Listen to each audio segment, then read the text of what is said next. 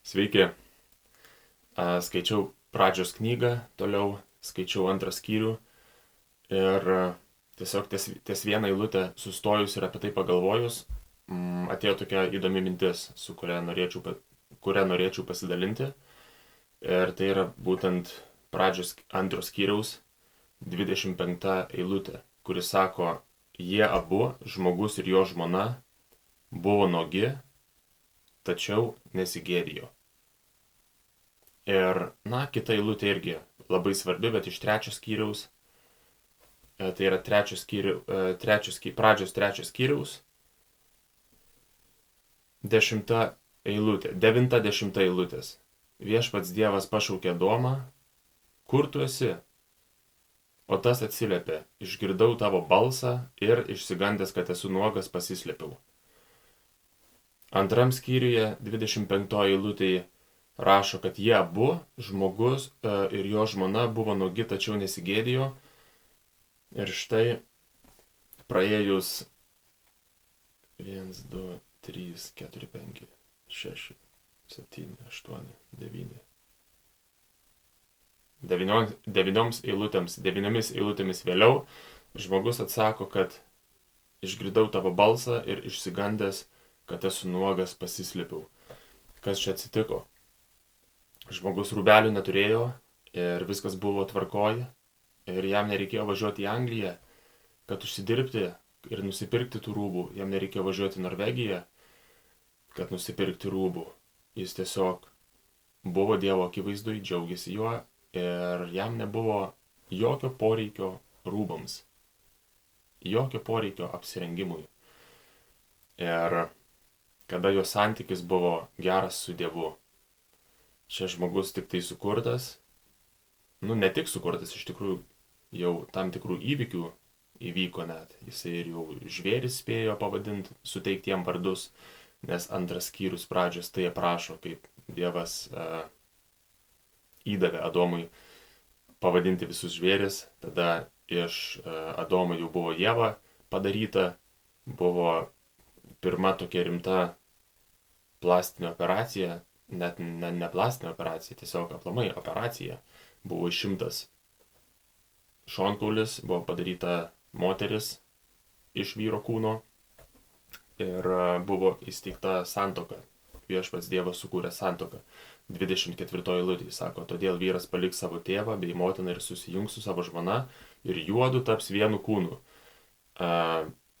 Tarp kitko, čia šitą eilutę tiesiog parodo, kad Viešpats tikrai nediskriminuoja moters, nes šiais laikais labai yra daug judėjimų, sakyčiau, ir didelis judėjimas, kuris iš dalies, sakyčiau, neapkenčia Biblijos, neapkenčia krikščionybės ir ieško kabliukų, kur Biblija, kur krikščionybė žemina moteris, kaip neleidžiam kalbėti, reikštis, išėjama iš konteksto. Bet tiesiog antram skyriui Biblijos, pačioj pradžioj, Dievas tiesiog paneigė visą šitą šlamštą, visas šitas kvailas mintis, įsteigdamas santuoką ir liepdamas vyrui ir moteriai susijungti ir tapti vienu kūnu. Kaip tu gali diskriminuoti moterį, jeigu yra vienas kūnas su tavim? Kaip tu gali diskriminuoti savo kūną? Ta prasme, bet nesmė. Dabar apie nuogumą ir apie tą nesigėdėjimą. Žodžiu, žmogui nebuvo to netikro poreikio apsirengti, nes nebuvo prieš ką apsirengti. Matyt, ten buvo šilta ir gera, toj vietoj, kur jie buvo tada sukurti. Ir santykis su Dievu buvo geras. Ir esmė, ką aš noriu pasakyti, kokia man mintis atėjo ir įžvalga, kad kada Dievo ir žmogaus santykis yra geras, tai ir poreikiai yra tikri. Kada Dievo ir žmogaus santykis yra geras, tada žmogus žino savo tikrus poreikius. O kada trečiam skyriui pradžiai kas atsitiko, tai žmogus nepakluso Dievui ir suvalgė vaisiaus nuo pažinimo gėrio ir blogio pažinimo medžio. Ir iš karto matom pasekmę, jisai pažino iš karto blogį būti nuogu. Žmogus tapo egoistų staiga labai trumpai tik papasakosiu, kad žmogus tapo staiga egoistu ir jisai pats pradėjo spręsti, kas yra blogai ir kas yra gerai pagal jo mažąjį savąjį aš. Žmogus numirė dvasiškai, jisai tapo atskiras nuo Dievo ir nebesijautė vienovį su juo. Ir kada mes esam atskiri, kaip ir nuo kitų žmonių, ne kada mes, tarkim, turim atstumą. Net bažnyčiai galim turėti brolių ir seserų ir jausti atstumą ir mes galim gėdytis jiem atsiverti, gėdytis būti laisvi, netgi pavyzdžiui, galim gėdytis net melstis kartais prie savo brolių seserų, o aplamai pasaulyje, kur žmonės nebūtinai tiki, aplamai yra labai daug gėdos, kaltės, visų šitų dalykų. Taigi žmogus nusprendė nepaklusti Dievui, tapo atskiras nuo jo ir pradėjo jausti gėdą. Ir štai atsirado jau pas žmogų poreikiai, jau žmogui reikėjo apsirengti. Dievas, aišku, išpildė tą poreikį, kadangi Dievas nuo pat pradžių, iki pat dabar realiai pildo visus žmonių poreikius, tik žmonės to nesupranta. Ir, žodžiu, žmonės vis labiau ir labiau nuo tada ėmė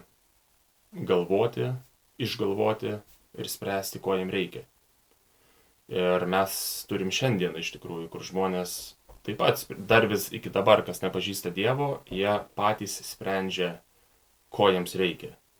Ir aš kaip iš pradžių sakiau, kad Ievai ir Adomui nereikėjo važiuoti į Angliją ar Norvegiją užsidirbti pinigų, kad nusipirkti rūbų.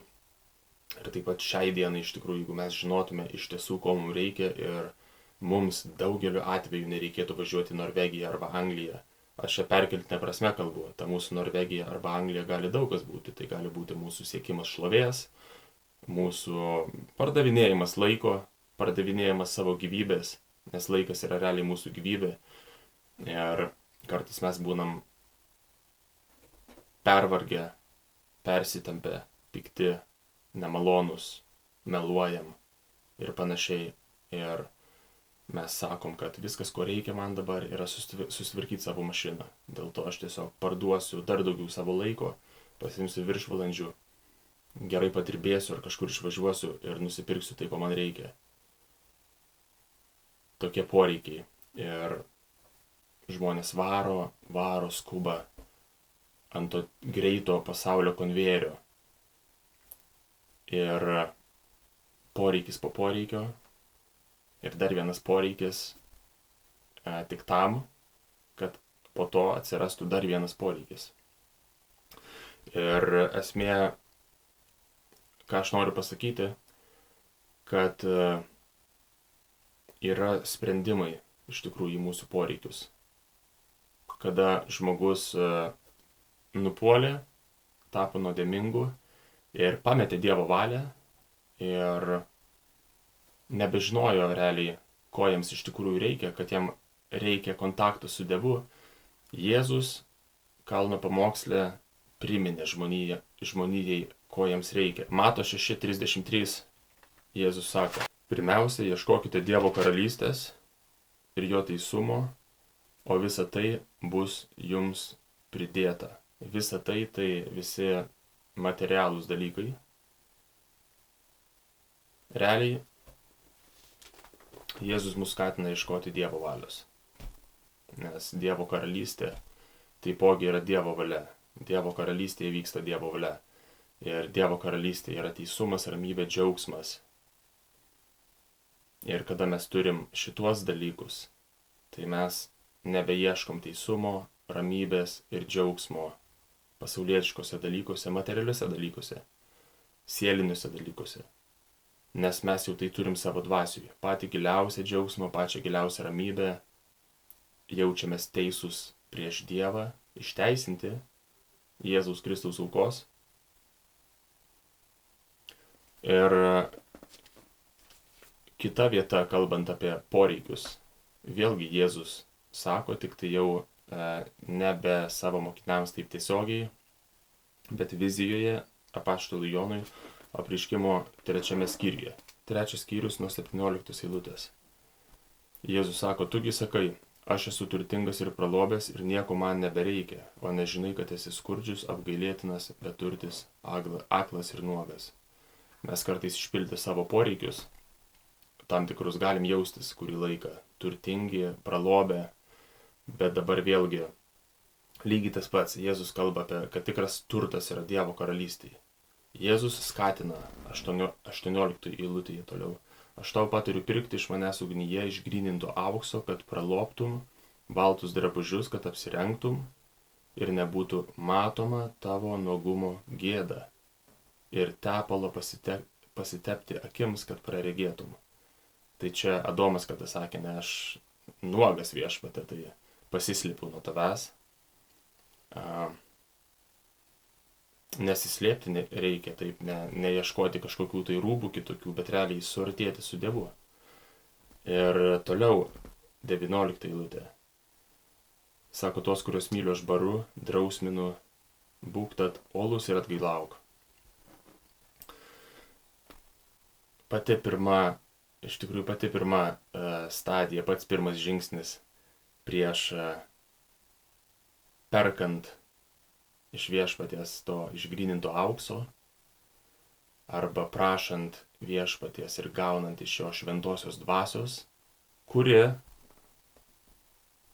mus ir praturtina ir mus aprengia šventumu ir aprengia mus ir mes nebesijaučiam nuogi, nebesijaučiam basi, nebesijaučiam sutepti ir atveria mūsų akis ir mes imam regėti. Bet visų pirma eina atgaila, mes nusisukam nuo savo nuodėmės, mes nusisukam nuo pačios didžiausios iš tikrųjų, vienos iš didžiausių galbūt, nežinau ar čia pati ar ne pati didžiausia, bet nuo išdidumo, kad aš pats žinau, ko man reikia ir kad aš pats savo jėgom einu praturtėti ir pats savo jėgom statau savo gyvenimą, nusisukt nuo to, ateit pas Dievą ir pirkti iš jo to aukso, pirkti iš jo šventą dvasią. Aš šiuo metu matau, kad tas auksas realiai yra, tie turtai ateina iš niekur kitur, bet iš šventosios dvasios.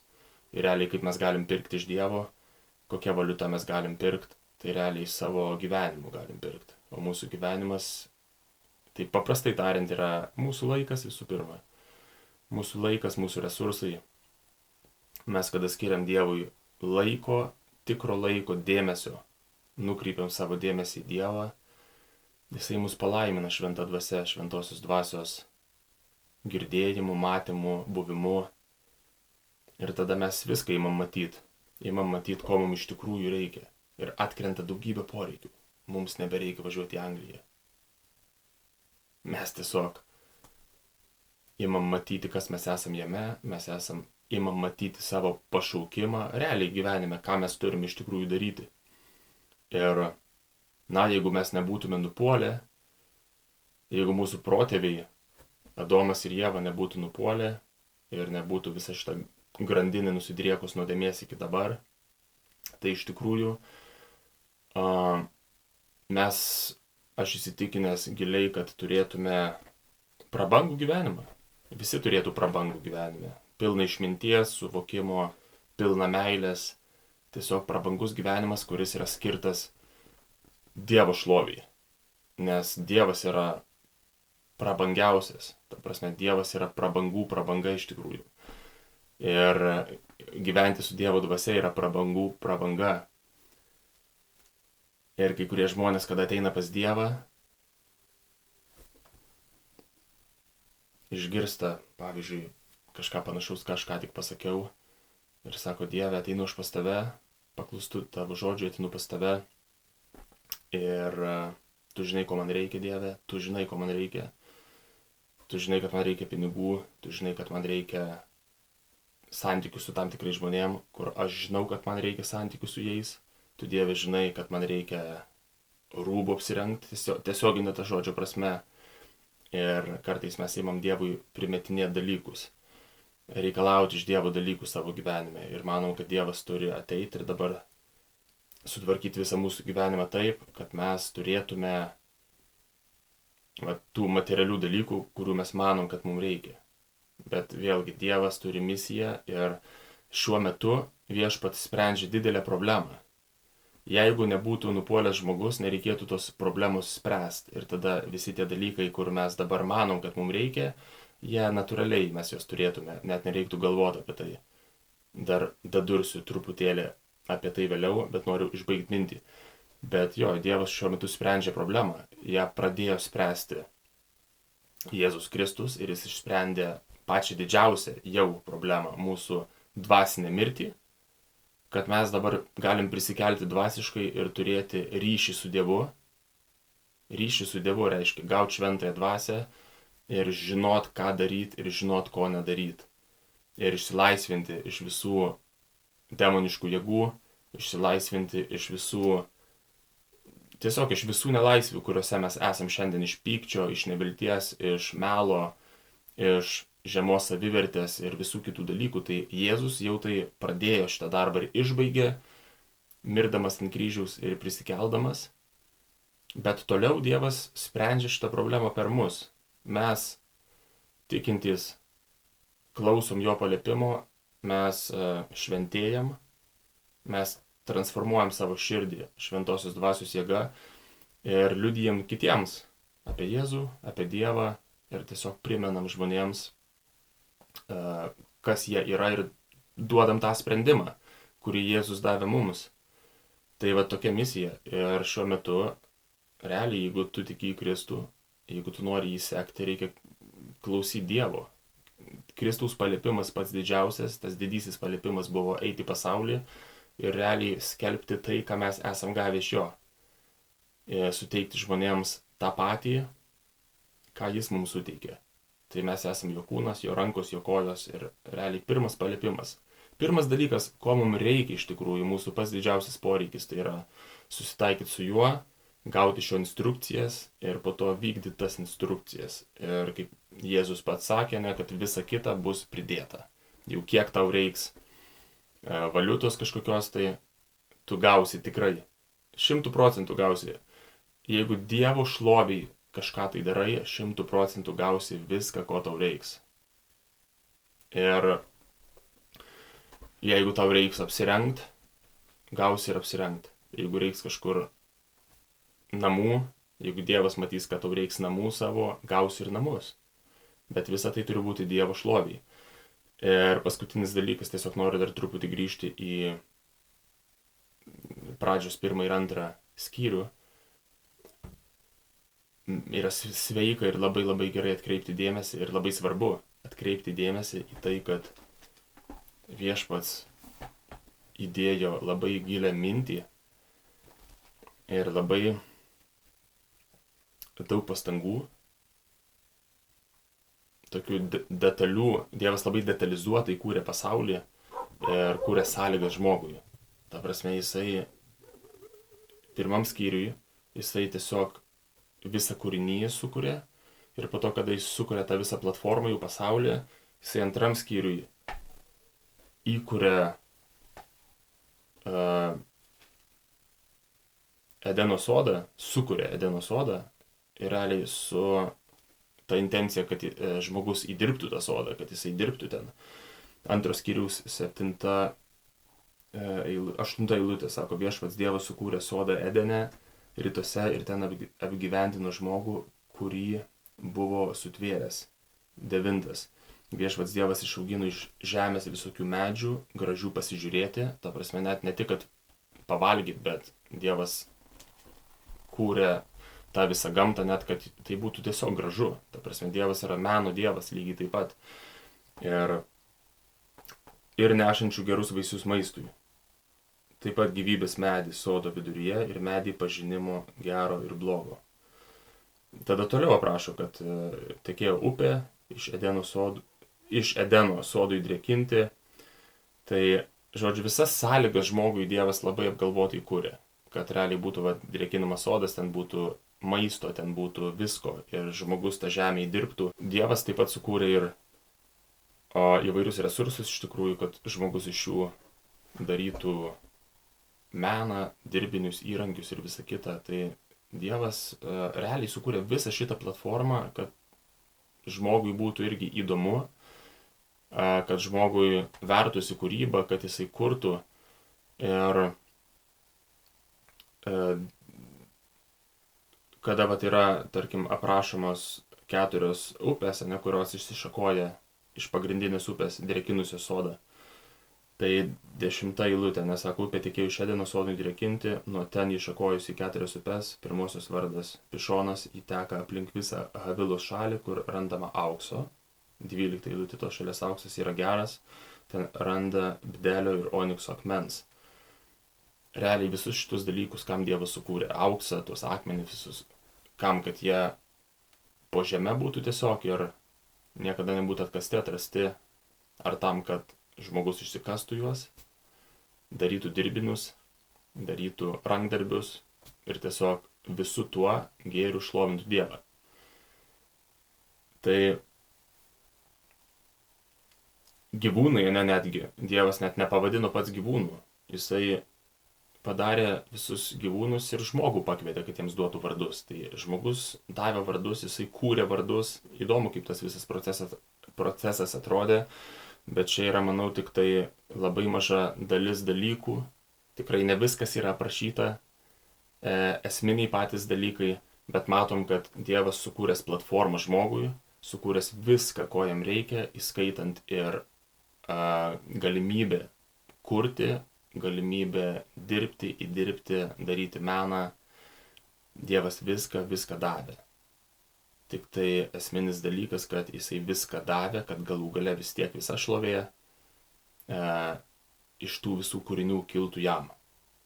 Nes visa šlovė priklauso jam. Nes šventas raštas taip pat mus moko, kad viskas buvo sukurta per Kristų, viskas išeina iš Dievo. Jono Evangelija 1 skyrius, nuo 1 iki 3 eilutės sako, pradžioje buvo žodis, tas žodis buvo pas Dievą ir žodis buvo Dievas. Jis pradžioje buvo pas Dievą. Visa per jį atsirado ir be jo neatsirado nieko, kas yra atsiradę. Tai visa šlovė irgi per jį atsirado, šlovės suvokimas, garbės suvokimas. Tai dabar žmogus nepažįstantis Dievo iš tikrųjų turi poreikių ir intencija tų poreikių yra tiesiog pasitenkinti. Ar pasitenkinti labai įvairiai. Arba kūniškai pasitenkinti, kad būtų malonu, arba lengviau kažkas tai daryti. Įvairūs aksesuarai, tai gali būti įrankiai kažkokie, tai namai, mašinos, kad tiesiog būtų geriau, greičiau daryti dalykus lengviau. Ir viskas. Tiesiog,